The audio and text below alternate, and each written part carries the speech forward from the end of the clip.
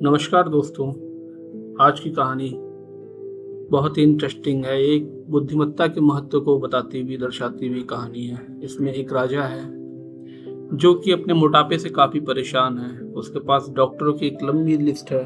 एक बहुत सारा, जैसे कि आप जानते हैं, राजाओं के पास तो बहुत सारे वैद्य और डॉक्टर हुआ करते थे। तो उसके पास भी थे।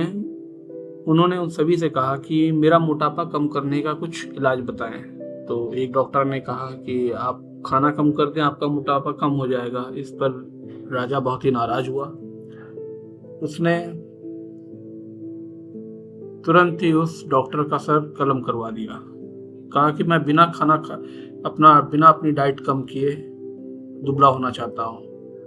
इस पर सभी की एक मत राय थी कि ऐसा तो संभव नहीं राजा, ऐसा हो पाना तो बिल्कुल ही असंभव है, पर ठीक है, हम लोग कोशिश करेंगे। इस पर राजा ने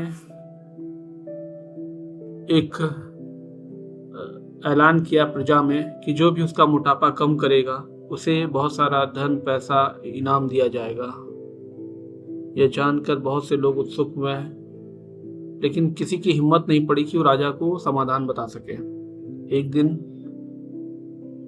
एक ऋषि, जो कि काफी दुबले पतले और स्वस्थ तंदुरुस्त थे, वे पहुंचे। उन्होंने राजा से कहा, राजा, जहां तक मैं देख पा रहा हूं आपकी आयु अब बहुत ज्यादा शेष नहीं है।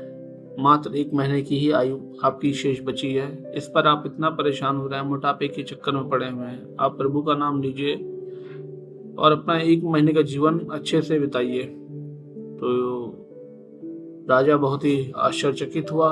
उसने ऋषि को कारावास में डलवा दिया और कहा, जब तक 1 माह पूरा ना हो जाए इस ऋषि को बाहर मत निकालना। मैं चेक करना चाहता हूँ क्या इसकी भविष्यवाणी सही है, और यदि सही हो तो इसे धन दौलत देकर विदा करना, और अगर ये जरा सा भी गड़बड़ हुआ तो मैं इसका सर धड़ से कलम करवा दूंगा। ऋषि ने कहा, ठीक है।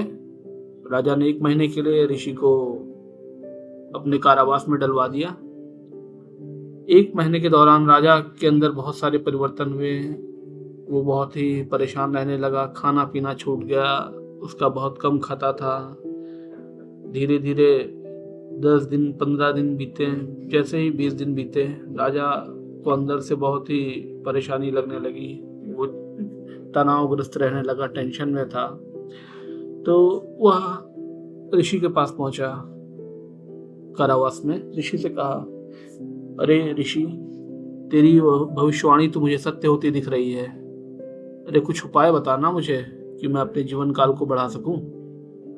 तो ऋषि हंसते हुए बोला, महाराज, अगर आप मुझे प्राणों का दान दें, मुझे निर्मुक्त करें, तो मैं आपको कुछ बताना चाहता हूँ।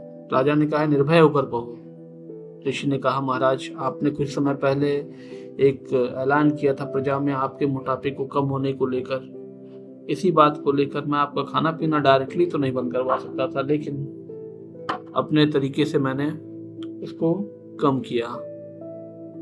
आप अपने आप को आईने में देखिए, आप पहले से ज्यादा स्वस्थ, तंदुरुस्त और दुबले हो गए हैं। राजा ने जैसे ही अपने आप को आईने में देखा, वो पहले से ज्यादा तंदुरुस्त और स्वस्थ था।